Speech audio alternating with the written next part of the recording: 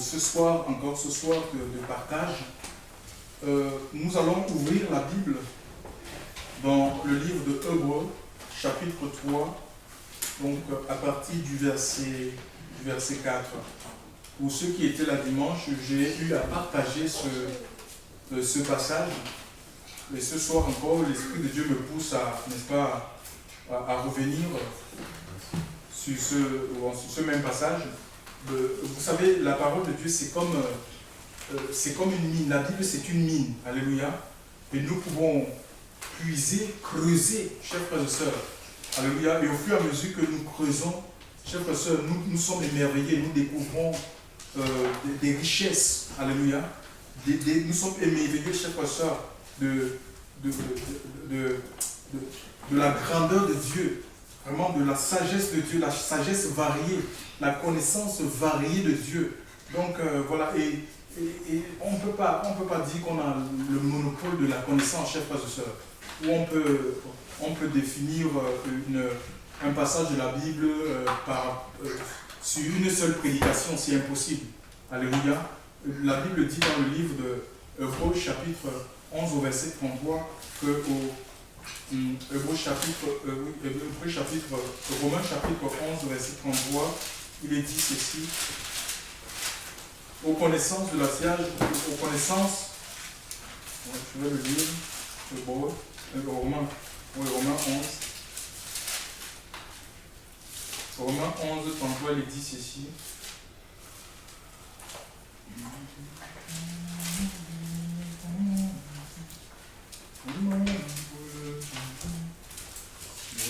Aux profondeurs de la richesse et de la sagesse et de la science de Dieu, que ses jugements sont insondables et ses voies incompréhensibles. Chers frères et sœurs, la notion de la profondeur ici veut dire que nous pouvons puiser en Dieu, chers frères et sœurs, et sans jamais atteindre le fond. Alléluia. Et ceci jusqu'à ce que le Christ va revenir. Alléluia. Nous aurons toujours à apprendre la parole de Dieu, quelque chose de nouveau. Gloire à Dieu. Alléluia. Donc laissons-nous enseigner, instruire tout simplement par la parole. Il est dit ceci. Il est dit dans le livre de Romains, de Hébreux, on revient sur Hébreux, Hébreux chapitre 3, à partir du verset 4. Chaque maison est construite par quelqu'un, mais celui qui a construit toutes choses, c'est Dieu. Pour Moïse, il a été fidèle dans toute la maison de Dieu comme serviteur pour rendre témoignage de ce qui devait être annoncé. Mais Christ l'est comme fils sur sa maison. Et sa maison, c'est nous, pourvu que nous retenions ferme jusqu'à la fin la confiance et l'espérance dont nous nous glorifions. Gloire à Dieu. Je reprends le verset 4. Chaque maison est construite par quelqu'un, mais celui qui a construit toutes choses, c'est Dieu. Alléluia. La maison, pour être mise en place, a besoin on appelle ça d'un architecte. Alléluia. Il y a un architecte, un maître constructeur. Donc l'architecte, c'est celui en fait qui conçoit, chers frères et sœurs, c'est le concepteur de l'édifice ou du bâtiment. Et en même temps, celui qui va travailler pour la réalisation et l'exécution, chers frères et sœurs, des travaux. Et notre vie, la vie d'enfant de Dieu, ou encore l'œuvre de Dieu est considérée comme une maison. Éphésiens chapitre 2 au verset 10 dit que vous êtes l'ouvrage de Dieu. Nous sommes l'œuvre de Dieu, nous sommes le projet de Dieu, nous sommes l'affaire de Dieu, ayant été créés en Jésus-Christ, et que tu nous dis quoi? Pour les bonnes œuvres. Alléluia. Les œuvres de sainteté, les œuvres de pureté, les œuvres de justice. Alléluia. Donc nous sommes un peu comme une maison, nous sommes l'œuvre de Dieu. Et ici, il est dit que chaque maison est bâtie par quelqu'un. En fait, l'église, disons que l'église c'est comme une maison. Et l'église, c'est l'affaire de Dieu. L'Église n'est pas une construction humaine. Alléluia. L'Église n'est pas une entité politique. C'est une construction spirituelle. Et quand Dieu, puisque Dieu, il est esprit, Dieu n'est pas comme vous et moi, il n'a pas un corps physique, il n'est pas limité comme vous et moi, chers frères et sœurs. Et il veut, quand il veut mettre en place quelque chose, il se sert des hommes. Alléluia. Il va se servir de quelqu'un. Voilà. Hein? Il va se servir de quelqu'un. Il a besoin des ouvriers. Alléluia. Il va se servir de quelqu'un comme ouvrier. Hein? C'est pourquoi, quand nous lisons, par exemple, le livre de Matthieu, chapitre 10, au verset 35-36, face à une foule languissante, le Seigneur va dire, priez le maître de la moisson pour qu'il suscite des ouvriers dans sa moisson. Donc, priez le maître de l'œuvre pour qu'il suscite des ouvriers dans son œuvre. Et dans Matthieu chapitre 10, ça c'est Matthieu chapitre 9, verset 35 à 39, et Matthieu chapitre 10, verset 8, quand Jésus va dire, vous avez reçu gratuitement à ses disciples, vous avez reçu gratuitement, donné gratuitement, ne prenez ni or, ni argent, ni ceinture. Il dit, l'ouvrier mérite son salaire. En fait, donc, si on est ouvrier de Dieu, et le salaire ne vient pas d'une organisation quelconque, le salaire ne vient pas du monde. Hein? Le salaire ne vient même pas des enfants, des frères et sœurs dans la foi.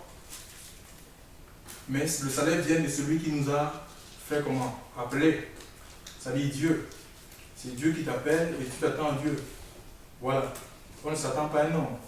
On ne s'attend pas à des frères et sœurs, que les frères et sœurs nous donnent ou on va les imposer, que faites-moi un salaire. Non. Le salaire vient de Dieu. Et Dieu avait dit à ses disciples que mangez de tout ce qu'on vous présentera. Ça veut dire que tu n'imposes rien. Tu ne peux rien imposer. Tu n'imposes rien aux hommes. Si les gens te donnent la banane, tu prends la banane. S'ils te donnent l'argent, gloire à Dieu, mais tu n'as rien à imposer à quelqu'un. Si tu dis être appelé plein temps, tu n'as rien à imposer aux gens. Tu prends ce qu'on te donne. Donc voilà, je disais donc Dieu, en fait, Dieu va prendre quelqu'un pour commencer une œuvre. Et non pas que l'œuvre appartienne à cette personne-là. Tu vois, par exemple, Dieu a établi dans son Église les uns comme apôtres, les autres comme prophètes, les autres comme évangélistes, pasteurs, docteurs, pour le perfectionnement des saints en vue de l'œuvre du ministère, chers frères et sœurs. C'est écrit dans Éphésiens chapitre 4, verset 11 à 12, en vue de l'œuvre du ministère et l'édification du corps de Christ. Donc Dieu va susciter quelqu'un, et les apôtres, c'est des ministères de fondement. Alléluia. Vraiment, un véritable apôtre, c'est quelqu'un qui est là pour fonder les âmes sur le corps sur Christ. Jésus est la fondation, il est le fondement de la foi chrétienne.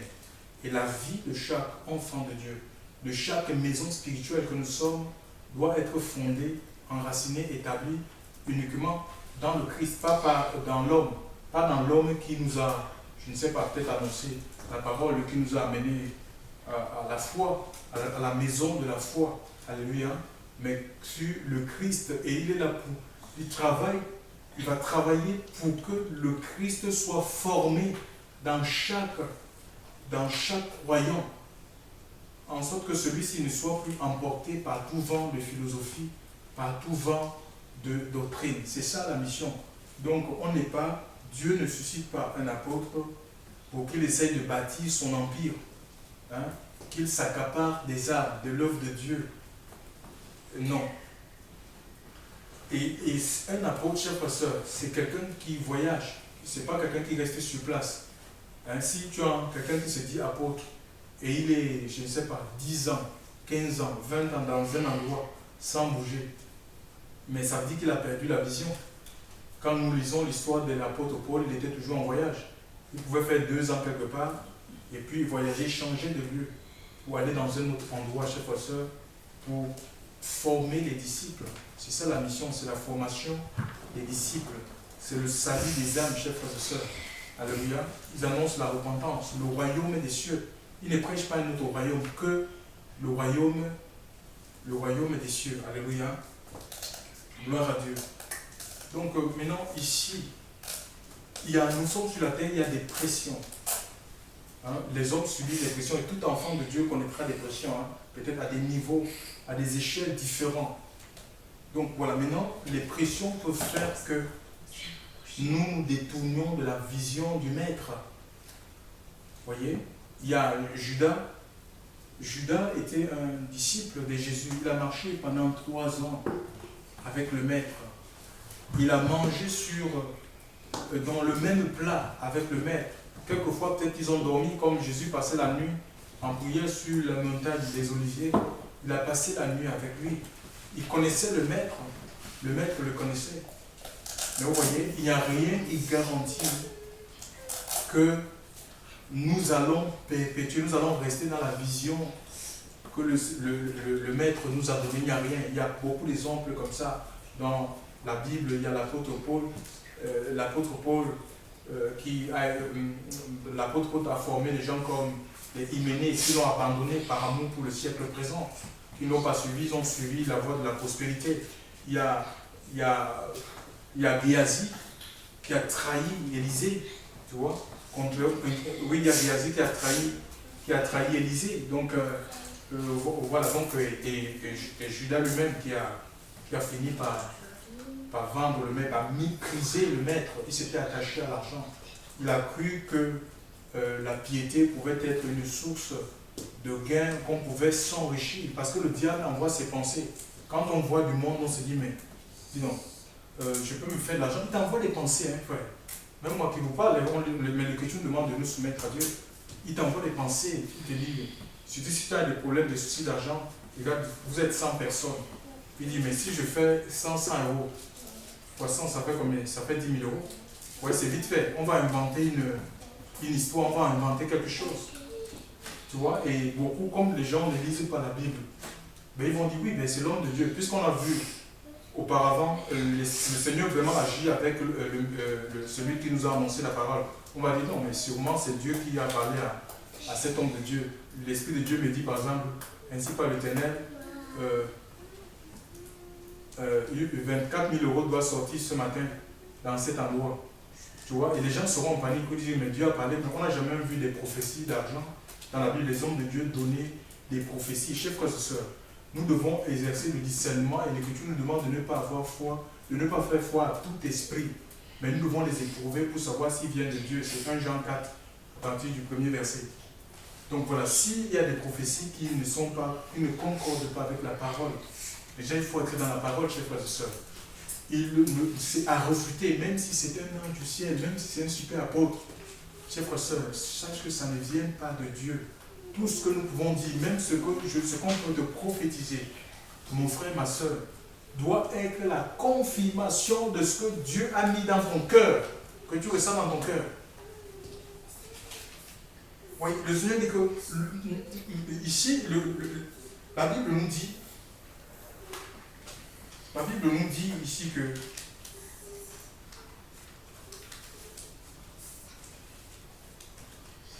chaque maison est construite par quelqu'un, mais celui qui a construit toute chose, c'est Dieu.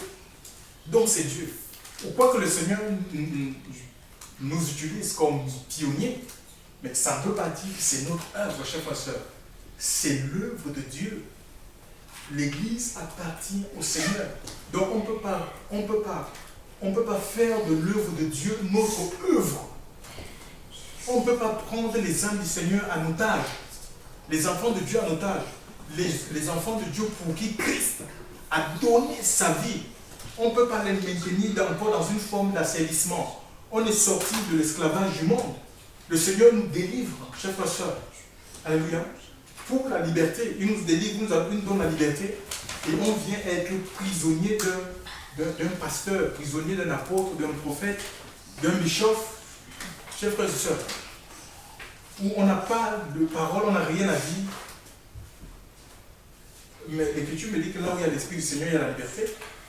Il y a une liberté de parole, chers frères et sœurs. Vous êtes en droit, même pendant que je suis en train de prêcher, il n'y a rien qui t'interdit. Si Dieu te met quelque chose à cœur là, il n'y a rien qui t'interdit de me dire, frère, dans l'ordre, hein, parce que l'Esprit de Dieu est un esprit d'ordre. Frère, est-ce que je peux dire quelque chose? Voilà, j'ai quelque chose a dit, je suis en droit de m'arrêter parce qu'on a reçu, quand Dieu nous donne le Saint-Esprit, c'est aussi un esprit d'homme. On peut écouter les autres. Donc on ne peut pas, si vous êtes dans un endroit, chef, c'est les signes, où tu ne peux pas dire, exprimer les choses que Dieu a mis dans ton cœur. Mais ce n'est pas l'église du Seigneur. Ça, c'est l'église de l'homme. Si tu es dans un endroit, mes amis, où tu es contrôlé, je ne sais pas, le soi-disant pasteur, il cherche à savoir combien tu gagnes. Où ils ont des fiches, où tu remplis, tu mets, ah ça c'est pour contrôler les âmes quoi.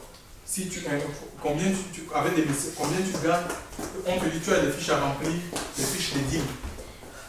Et pourtant la dîme, même on a pu à la pratiquer.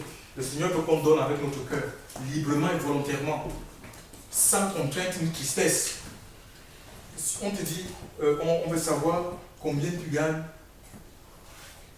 Mais frère, c'est pas normal. Ça, c'est la sorcellerie évangélique. On n'a pas à chercher à savoir où. Peut-être si un dimanche tu ne viens pas, ce sont des coups de fil. Pour savoir où tu es, on peut te contrôler à distance.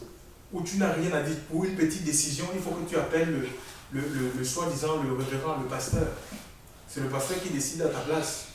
Avec qui tu dois te marier. Peut-être que tu es affecté. On décide de t'affecter, je ne sais pas, dans une autre ville. Le pasteur te dit que non, tu es en train d'abandonner l'œuvre de Dieu, ne pars pas. Mais l'œuvre de Dieu, mon frère, est-ce que c'est les bâtiments? Ce n'est pas des organisations. L'œuvre de Dieu, ce sont des personnes. Alléluia. Et on est des temples ambulants. L'Écriture nous dit que l'homme, le vent souffle où il veut. On entend le bruit, on sait d'où il vient. On ne peut pas être retenu. À partir du moment où on retient les gens, chers frères et sœurs, dans un système d'église, c'est ni plus l'œuvre du Seigneur. Ça veut dire que ces gens-là se sont détournés tout simplement de la vision de Dieu. Ils ne sont plus dans le coup. Ce n'est plus, ils se sont appropriés de l'œuvre de Dieu. Ils en ont fait leur œuvre. Et vous savez pourquoi? Et vous savez, comme c'était des œuvres charnelles, pour faire marcher cette œuvre, qu'est-ce qui se passe? Ben, ce sont des messages d'argent. C'est le message d'argent matin, midi, soir. Les écoles bibliques qui sont payantes. Les prières qui sont payantes. C'est la vente des CD, la vente des DVD. C'est l'évangile qui est mis en vente. C'est les gens, ils sont insatiables. Ils veulent toujours de l'argent. Ils sont prêts à courir. L'Écriture nous dit qu'ils dévorent les maisons des veuves. Imagine un peu une veuve. C'est une femme qui est fragile. Elle est affaiblie. Son mari lui a laissé un petit héritage. Ils vont chercher à tout prendre, chers frères et sœurs. Ils appauvrissent. Tu ne peux pas rester dans un endroit où on t'appauvrit. Avec des messages de prospérité. Dieu va vous bénir. Dieu va vous donner l'argent. Donner, s'aimer. S'aimer dans la maison de Dieu. Mais la maison de Dieu, c'est moi. Je sème quoi dans la maison de Dieu? S'aimer, s'aimer, s'aimer. S'aimer pour vous récolter. Voilà les messages. C'est pas la maison de Dieu, c'est la maison de l'homme. C'est des choses que les hommes ils ont mis en place. Et comme c'est des églises qui sont bâties dans la chair, ils ont besoin, ils pensent qu'ils ont besoin de l'argent pour que leur œuvre prospère. Mais ma Bible me dit, dans le livre de Ésaïe 53, verset 10, que l'œuvre de Dieu prospérera entre ses mains, c'est-à-dire entre les mains du Seigneur. Si une œuvre est suscitée par Dieu, cette œuvre va prospérer. Et le Seigneur a donné le Saint-Esprit pour faire prospérer, pour faire croître l'Église, pour faire grandir l'Église. Alléluia. Et déjà, l'Église est grandie spirituellement dans le cœur. Le royaume des cieux, l'œuvre de Dieu grandit dans nos cœurs, dans nos vies. Le gouvernement de Dieu est établi dans notre vie. Le règne de Dieu. Quand on parle du règne de Dieu, chers frères et sœurs, c'est d'abord dans nos cœurs. Alléluia. C'est la victoire que Dieu nous donne sur le péché. C'est la victoire que Dieu nous donne sur les démons. Un véritable enfant de Dieu qui a été appelé par le Seigneur et qui suit la voie de l'esprit, pas la voie des hommes, pas les visions de la chair, chers frères et sœurs, mais qui suit la voie du Saint-Esprit. Chers frères et sœurs, a la victoire sur Satan, sur les sorciers, les francs-maçons, les rosicruciens, chers frères et sœurs. Oui, il a la puissance de marcher sur les serpents et les scorpions, les tempêtes, les épreuves. Ce n'est pas quelqu'un qui est submergé, qui est arrêté par les épreuves. Non, chers frères et sœurs, nous allons laisser le Seigneur bâtir son église et personne ne peut détruire l'église. Quand tu apportes ce message, tu dénonces, frères et sœurs, quand tu dénonces l'évangile qui est mis en vente, le vol. Hein, Jésus dit, ma maison c'est une maison de prière, vous en avez fait une caverne de voleurs. Quand on dit que mais, ce sont des pillards, des escrocs, des malhonnêtes, des bandits, des brigands, des gens qui utilisent la parole de Dieu à des fins personnelles. Chers frères et sœurs, on dit que tu veux casser l'église du Seigneur. On me l'a dit à moi. Qui peut casser l'église de Christ? Personne ne peut casser l'œuvre de Dieu. Le Seigneur lui-même a dit, je bâtirai mon église. Matthieu chapitre 16, au verset 8. Je te dis que tu es pierre, sur cette pierre, je bâtirai mon église et que les portes du séjour des morts ne prévaudront point contre elle. Alléluia. Mais ce qui est bâti par Dieu pour Dieu, il n'y a rien qui peut le détruire. Chers frères et sœurs, rien ne peut détruire ce qui est bâti par le Seigneur et pour le Seigneur. C'est ça. Et s'il y a des églises qui sont détruites aujourd'hui, mais ça veut dire que ce n'est pas les églises, c'est la chair. Alléluia. C'est la chair qui bâtit. Et chers frères et sœurs dans le Seigneur. Donc, on ne peut pas bâtir, parce qu'on ne peut pas détruire l'église du Seigneur, parce qu'en fait, c'est depuis 2014 ans que l'église du Seigneur, elle existe. Elle a traversé des tempêtes, on a essayé de taire même des voix que Dieu avait suscitées. Certains sont allés en prison, d'autres ont été sciés. Chers frères, mais l'église, elle existe encore. Et le Seigneur dit qu'il va venir enlever, il vient enlever son église. C'est une promesse qu'il a faite. Donc ça veut dire que tant que le Seigneur n'est pas encore là, mais l'église, elle existe. Elle existera même après nous.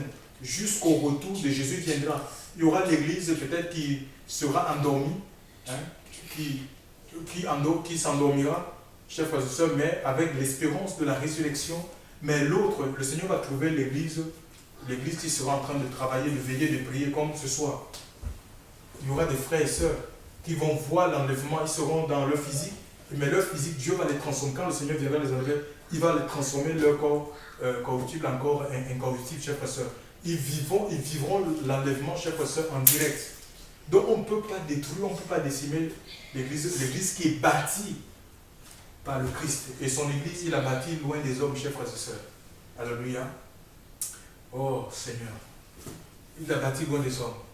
Chers frères et sœurs dans le Seigneur. Maintenant, voilà des indications. On ne peut pas parler. Dieu, quand il conçoit une œuvre, Dieu pourvoit lui-même des matériaux pour la construction de son œuvre. Dieu lui-même. Mais si on vous dit que mais ça c'est une œuvre, on est allé faire un crédit à la banque pour faire telle chose, pour faire telle mission, mais c'est la chair ça. C'est les banquiers du monde, mes amis, vous-même dites-moi, les banquiers du monde qui vont aider maintenant pour faire avancer le royaume, les campagnes d'évangélisation haute. Mais est-ce que Dieu a changé? Regardez un peu la construction du tabernacle. Est-ce que Moïse est allé s'endetter auprès des Philistins, des païens de l'époque, pour trouver des matériaux, pour acheter des matériaux pour la construction du tabernacle? Si vous êtes dans un endroit où le pasteur vous envoie même aller faire des crédits, mais fuyez cet endroit, chers frères et sœurs. C'est une société, c'est une entreprise familiale, c'est une monarchie. Ce n'est pas l'église du Seigneur. Si vous êtes dans un endroit où le pasteur vraiment a des soucis de loyer, tout le temps il parle des soucis de loyer, ce sont des affaires d'argent, le loyer, faites tout pour apporter l'argent, même si vous ne payez pas l'électricité. Frère, donnez l'argent des loyers de vos maisons pour venir, mais ce sont des voleurs, c'est des loups, ce sont des fauves, c'est des requins. Ils n'épargnent pas, l'Écriture dit qu'ils n'épargnent pas le troupeau. Tu dois fuir cet endroit, chers frères et sœurs. Tu dois fuir cet homme. Et demande, tu vas me dire, mais je vais fuir, je vais aller où? Partout c'est pareil. Mais comprends que ce sont des hommes. Oui, peut-être les méthodes changent, mais ce sont des systèmes, ce sont des structures d'hommes. L'église du Seigneur, elle est cachée. Retrouve-toi dans la maison avec tes enfants et adore Dieu dans la simplicité. Je vais revenir sur ça. Chers frères et sœurs dans le Seigneur. Donc ce sont des indicateurs qui nous montrent que ça n'a rien à voir avec l'église du Christ. Dieu ne peut pas, on ne peut pas aller s'endetter pour Dieu. On n'a pas vu ça dans la Bible. Les hommes de Dieu, nous avons Moïse, à qui Dieu a donné de construire le tabernacle. Dieu a pourvu aux matériaux, chers frères et sœurs, et Moïse même tellement, le peuple a apporté, que Moïse a dit arrêtez d'apporter les matériaux, chers frères et sœurs. Aujourd'hui, nos églises, c'est apporter, c'est le seul message qu'on entend. C'est toujours insuffisant, ce n'est pas suffisant. Apporter. Ils sont essentiels, chers frères et sœurs. Ils ont besoin de la guérison. Chers frères et sœurs dans le Seigneur, nous avons aussi, comment il s'appelle, le prédicateur de la justice, Noé. Quand Noé a reçu l'appel de Dieu, alors que l'Écriture nous dit que les pensées du cœur de l'homme étaient constamment, chaque jour, portées vers le mal, Dieu avait décidé de détruire cette génération. Et il a trouvé juste Noé. Il lui a demandé de quoi? De construire un arche. De construire une arche. Et chef de construire l'arche. Et c'est Dieu lui-même, dans Genèse 6, qui a donné les dimensions. Il dit 300, la longueur 300 coudées, la hauteur 50 coudées, la largeur 30 coudées. Et il lui a donné le bois, il lui a spécifié le bois. Il lui a parlé du bois de gopher. Chers frères et sœurs, Dieu a spécifié le bois. Et il lui a dit, vous savez, quand il a demandé de construire, là, il lui a demandé de mettre la fenêtre. Vous savez là où Dieu lui a demandé de mettre la fenêtre? Sur le toit. Vous vous rendez compte?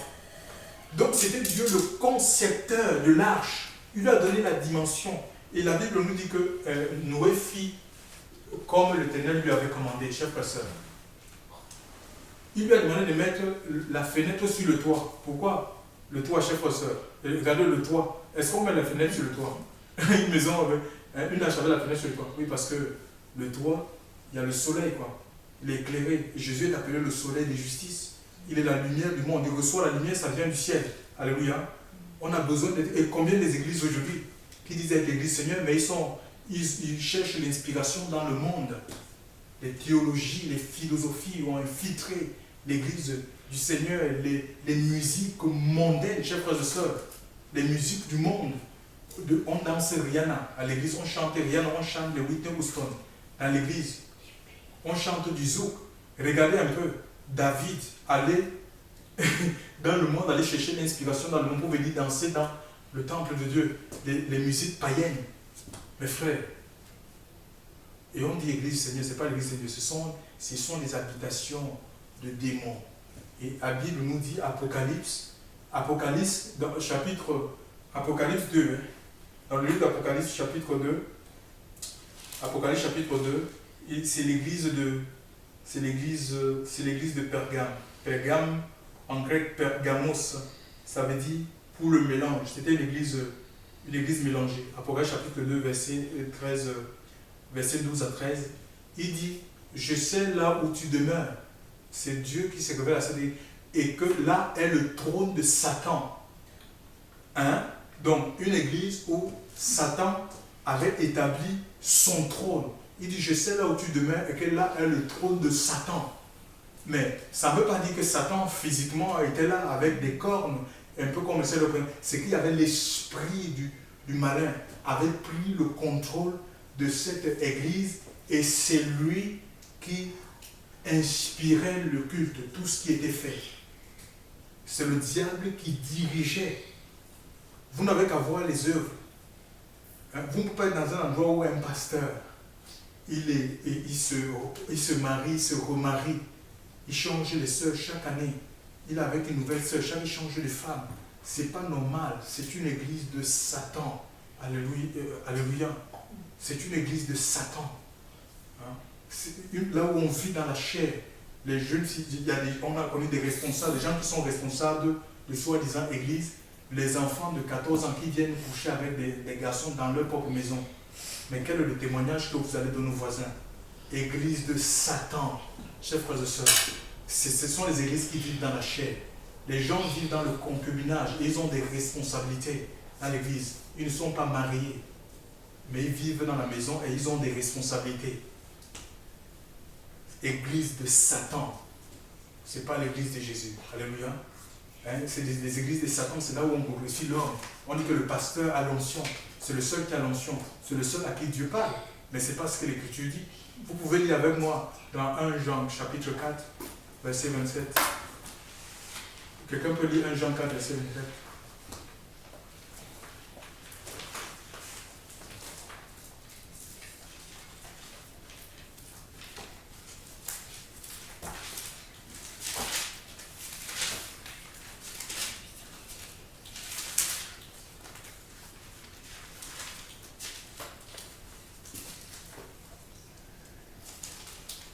Oui, 1 Jean 4, verset 27, oui. Pardon, 1 Jean 2, oui. 1 Jean 2, verset 27, tant pour moi.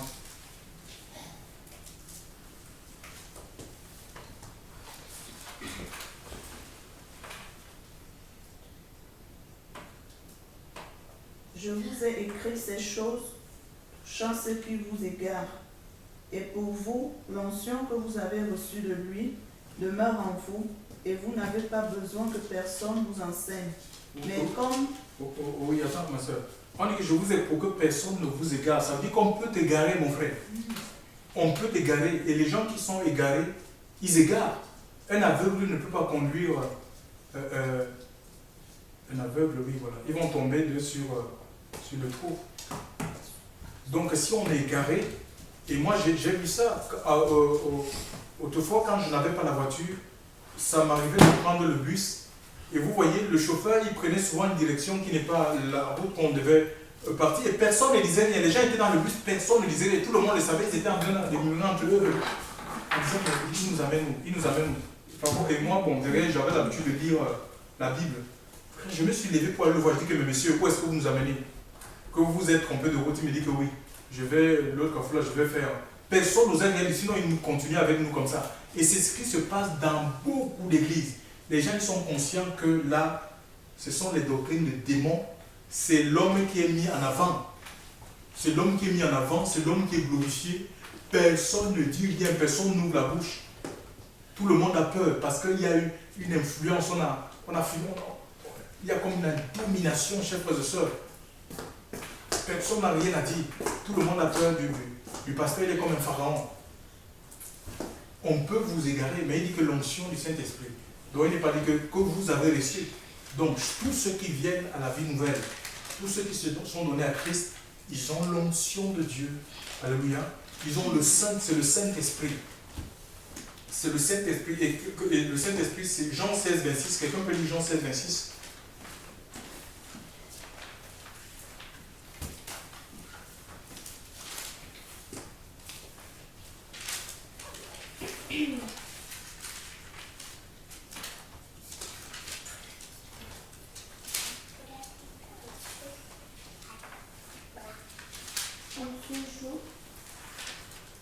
Oui, Jean 16, 26. En ce jour, vous demanderez en mon nom, et je ne...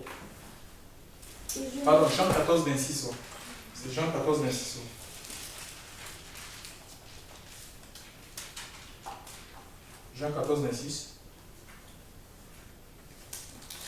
Mais le consolateur, l'Esprit Saint, que le Père enverra en mon nom, vous enseignera à toutes choses et vous rappellera tout ce que je vous ai dit. Oui, il dit que le consolateur que le Père enverra à mon nom vous enseignera. Donc c'est l'onction qui nous enseigne pourquoi on ne nous égare pas, pourquoi on ne nous trompe pas, chers frères.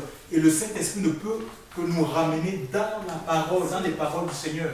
Pas dans autre chose, chers frères, pas dans les philosophies d'or. Pas dans les philosophies d'or. Aujourd'hui, les gens, ils suivent tout et n'importe quoi parce qu'ils ne vérifient pas la Bible. On les embarque dans n'importe quel projet. L'Écriture nous dit que ce qui n'est pas le produit d'une conviction, c'est péché. Tu ne fais pas les choses pour plaire à ton pasteur. Hein? Tu n'acceptes pas tout parce que le soi-disant pasteur a dit. Le pasteur a dit, mais qu'est-ce que la parole de Dieu dit?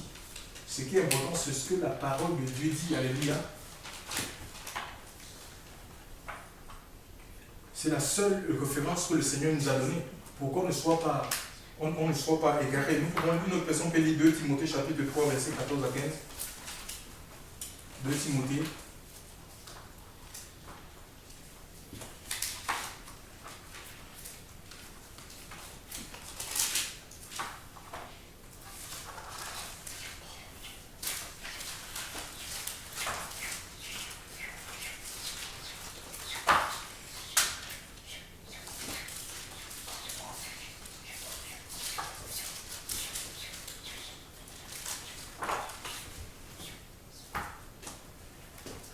2 Timothée, oui. 2 Timothée, on est dans la page. 2 Timothée 3, oui. 2 Timothée 3, verset 14.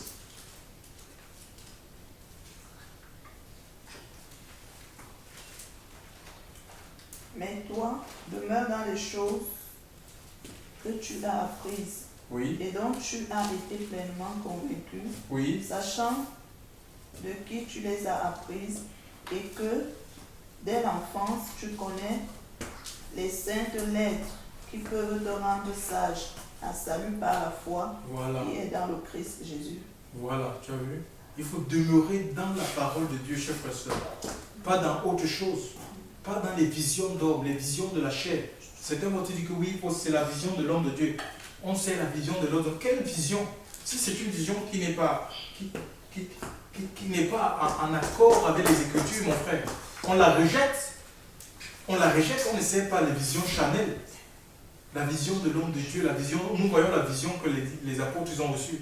C'est quoi? C'est la formation des disciples. Hein? C'est la conquête des âmes, chers frères et sœurs, par le témoignage, l'annonce de l'évangile. C'est la vie de prière, chers frères et sœurs. Et un véritable homme de Dieu, c'est quelqu'un qui entraîne les hommes dans la présence de Dieu. Pas à lui qui attache les âmes à Christ. Pas à lui, pas à un bâtiment. On n'attache pas les gens à un bâtiment. Regardez les conflits qui existent dans les milieux religieux. L'orgueil, c'est nous qui avons la plus grande église. C'est nous seuls qui avons Dieu. Les autres n'ont pas Dieu. Regardez, frère, les conflits qu'il y a au milieu du peuple de Dieu.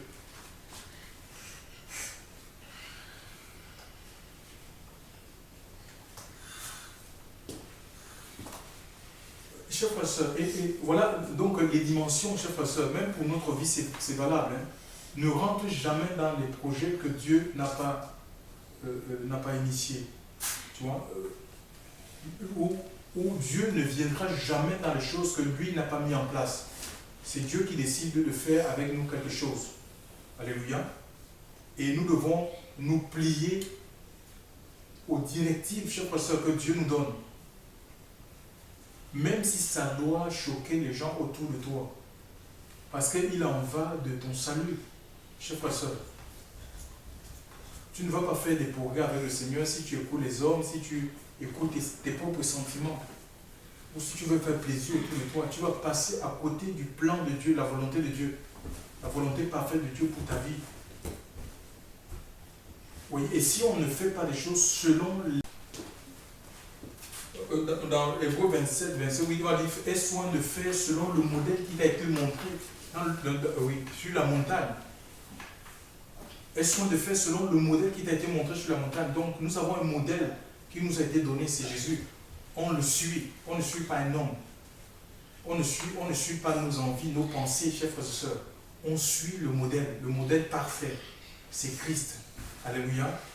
Et si nous faisons des choses conformément, si nous construisons avec les matériaux que Dieu nous donne, la vie spirituelle, ça ne se construit pas avec les matériaux charnels, chers frères et sœurs. Si on construit avec les matériaux, donc la parole de Dieu, que Dieu nous a donné, chers frères et sœurs, il y aura l'ordre, il y aura la paix. Voyez, quand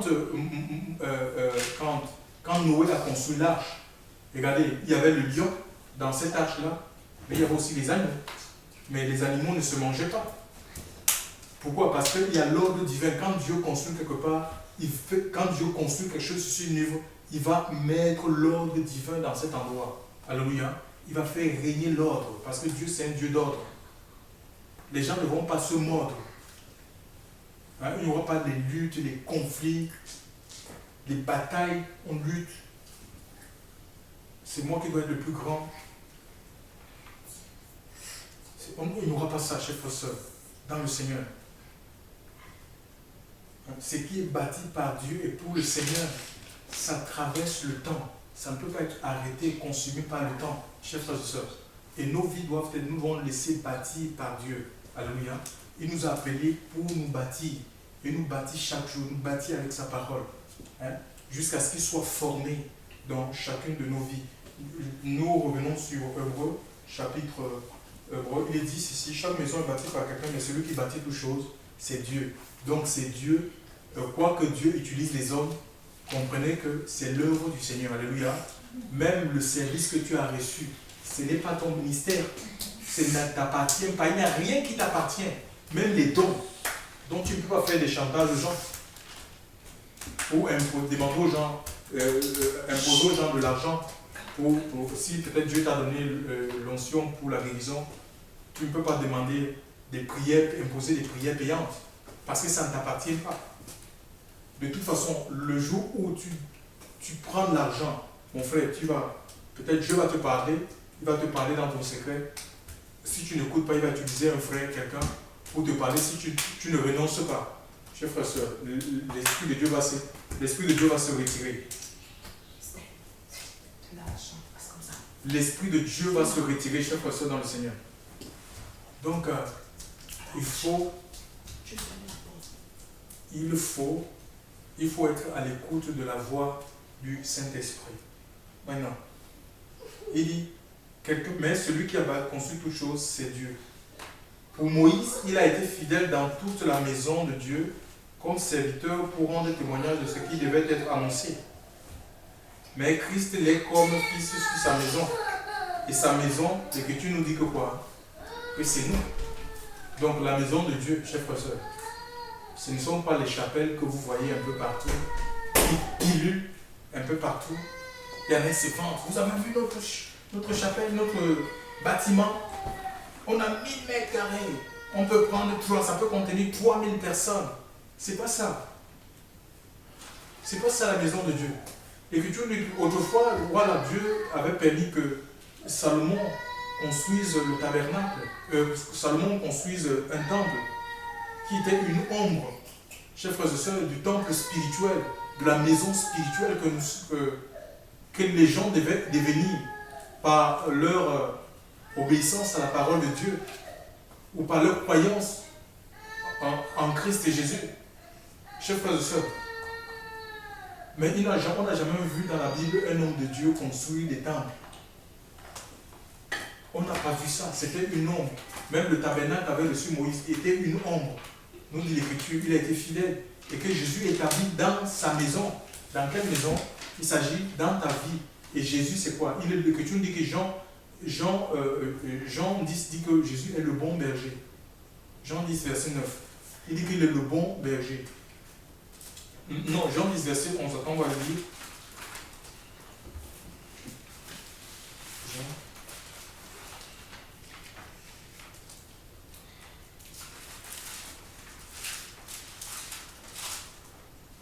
Jean 10.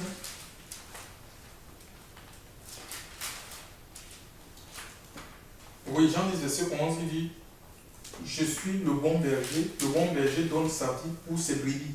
Mais le mercenaire qui n'est pas le berger et à qui n'appartient pas les brebis voit venir le loup, abandonne les brebis et prend la fuite. Et le loup les ravit et les disperse. Tu vois? Donc Jésus est le bon berger et il dit qu'il est établi dans sa maison. C'est nous sa maison, nous sommes une maison spirituelle. Donc Dieu ne reconnaît pas aucune chapelle physique n'est reconnue dans le ciel. Dieu reconnaît des personnes qui ont été rachetées par son sang et qui sont scellées de son esprit pour le jour de la rédemption. Voilà. Et l'église du Seigneur n'est pas connue des hommes, elle est cachée. C'est des personnes. Ce sont des personnes. Il dit que c'est notre et sa maison, c'est nous. Il est établi dans sa maison comme quoi? Comme le guide.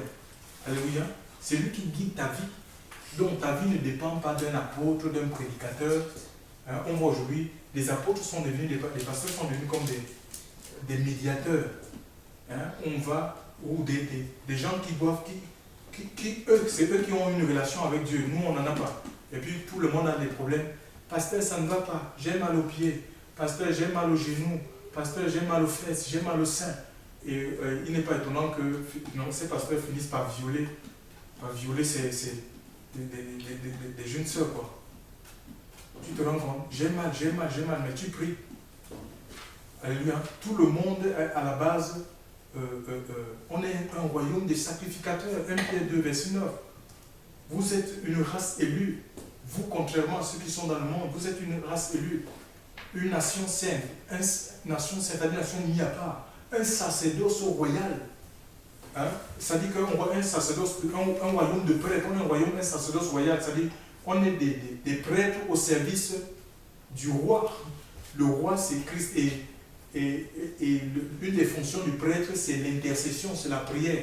Donc tout enfant de Dieu doit avoir une communion avec Dieu par la prière. Chers frères et sœurs, l'intercession, la prière, tu dois prier. Avant de compter sur la prière d'un frère, tu peux demander à un frère de te soutenir. Mais tu ne dis pas, prie pour moi et toi-même, Dieu veut que nous approchions du trône de la grâce. C'est écrit dans Hébreux chapitre 4, verset 16. Approchons-nous donc du trône de la grâce avec confiance. Pour faire quoi? Pour obtenir le pardon de nos péchés et en même temps pour être secourus dans nos besoins, chers frères et sœurs. Il n'est pas dit que apôtre, approche-toi, ou évêque, approche-toi, archibishop, approche-toi. Il dit approchons-nous. C'est chacun pour sa part. On peut s'approcher parce que Jésus est dans notre vie, chers frères et sœurs. Nous pouvons communier avec lui chaque jour. Il vit en nous par le Saint-Esprit. C'est lui que Dieu a établi, il dit, sa maison, c'est nous. Il est établi qu'on vit dans sa maison et sa maison, l'Écriture nous dit que c'est nous. On a lu que nous sommes la maison de Dieu et Jésus, c'est notre pasteur. Donc ton pasteur, c'est qui? C'est Jésus. C'est lui le souverain prêtre. Et l'Écriture nous dit qu'il intercède dans le même livre, si on va plus loin, chers frères et sœurs. Qu'il est toujours vivant et il intercède.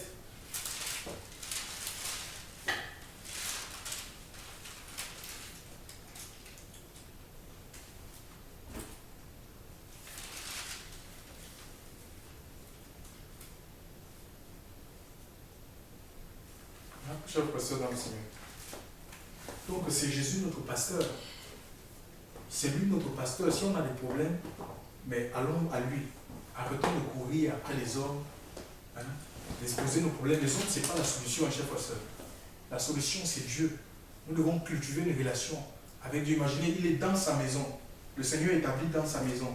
Donc sa maison, c'est nous. Et qu'on confie sur sa maison, et sa maison, et que Dieu nous dit que c'est nous. Pourvu que nous retenions ferme jusqu'à la fin, la confiance et l'espérance dont nous nourrissions. Ça dit maintenant que puisque Jésus est en nous, il est établi comme quoi? Comme pasteur. Alléluia. C'est lui ton pasteur, c'est lui ton guide. Le pasteur, c'est le berger, c'est le guide. Alléluia. Et il a donné le Saint-Esprit pour faire quoi? Il dit n'appelez personne votre directeur.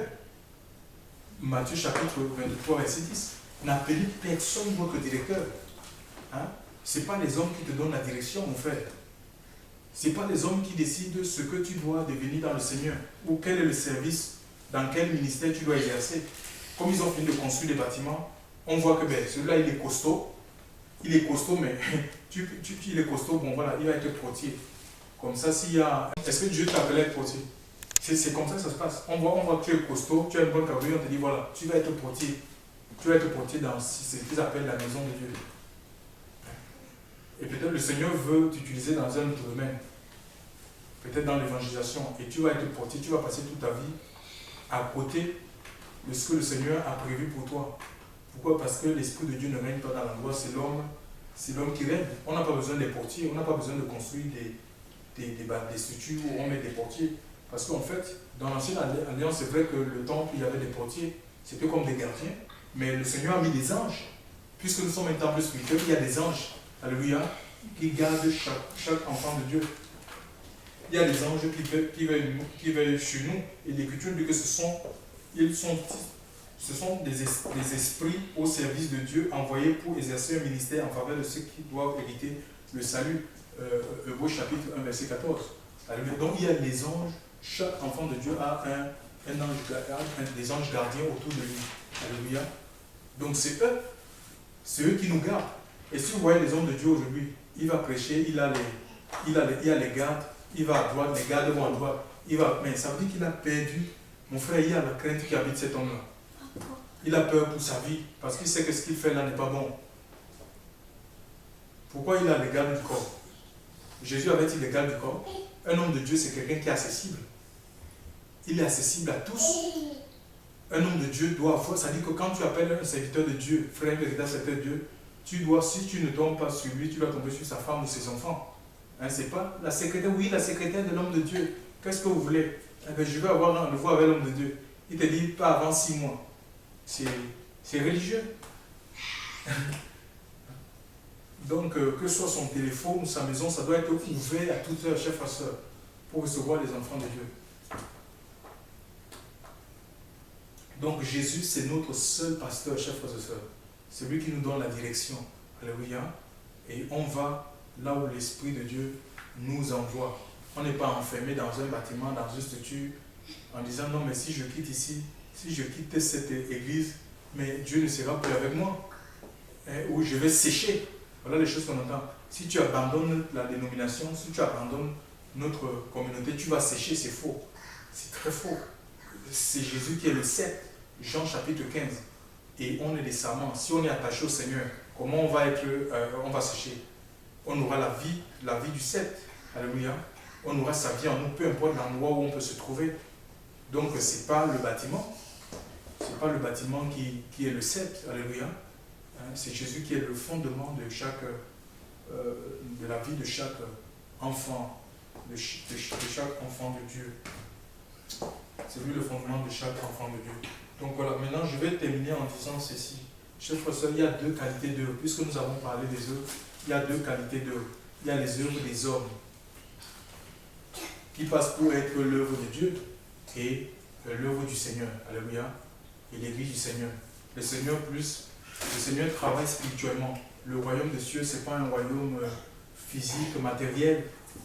Dieu le matérialise en nous par la paix, par la joie, par la justice. Ça n'a rien à voir avec les œuvres qui sont faites ici et là. Alléluia. Et puis si Dieu veut nous utiliser à faire quelque chose, peut-être pour les orphelins, pour les malades, à ouvrir des hôpitaux, il va le faire. Alléluia. Ça ne sera pas un fardeau, on ne va pas aller s'endetter. On ne s'endette pas pour faire l'œuvre de Dieu. Ça, ce sont les églises des hommes, les églises humaines, qui ont besoin, qui s'appuient sur le monde pour faire les choses. C'est pourquoi c'est mélangé.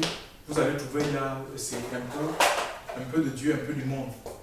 Mais l'œuvre du Seigneur, l'église du Seigneur, elle a tout simplement besoin, chers frères et sœurs, de la parole de Dieu et du Saint-Esprit pour son développement, pour sa croissance.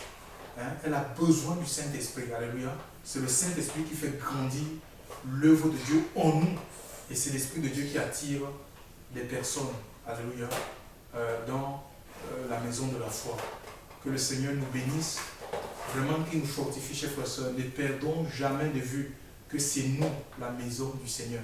Je suis la maison. Alors certains, on dit, je vais dans la maison de Dieu. Tu vas dans quelle maison? Tu ne peux pas aller dans quelque chose que tu es. C'est toi la maison de Dieu. Alléluia. Et ton pasteur dans ta maison, c'est qui? C'est Jésus. Donc il nous faut être comment? Il nous faut être comme Marie. Marie était à ses pieds. Luc chapitre 10. Marie était à ses pieds. Et ça nous parle, c'est comme si elle écoutait les paroles du Seigneur. Alléluia. Marie était à ses pieds. Donc, contrairement à Marthe qui s'agitait à divers tâches domestiques, elle était à ses pieds, loin de l'inquiétude, en écoutant les paroles du Seigneur, loin de l'inquiétude, loin du brouhaha de ce monde. Ça nous parle de l'intimité chez frères et sœurs. Et le Seigneur va dire, recevez mes instructions. Recevez mes instructions et vous aurez, c'est-à-dire rentrez dans mon école, alors vous aurez du repos pour vos âmes. C'est écrit dans Matthieu 28. Recevez les instructions, recevez les directives de la part de son maître. Alléluia, du berger. Alors, maintenant, elle pouvait